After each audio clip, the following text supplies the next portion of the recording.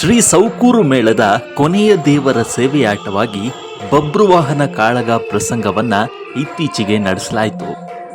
ಭಾಗವತರಾಗಿ junior Mayya ಖ್ಯಾತಿಯ ಸೀತಾರಾಮ್ ಹೆಬ್ಬಾರ್ ನೆರಳಕಟ್ಟೆ, ಮದ್ದಲೆಯಲ್ಲಿ ಭಾಸ್ಕರ್ ದೇವಾಡಿಗ ಎಡಗುಂಜಿ, ಚಂಡೆಯಲ್ಲಿ ಸುಬ್ರಹ್ಮಣ್ಯ ಭಂಡಾರಿ ಗುಣವಂತೆ ಇದ್ರು. ಇನ್ನು ಬಬ್ರುವಾಹನನಾಗಿ ರಂಗದಲ್ಲಿ ಕೃಷ್ಣ ದೇವಾಡಿಗ ಒಪ್ಪುಂದ ಮಿಂಚಿದ್ರು.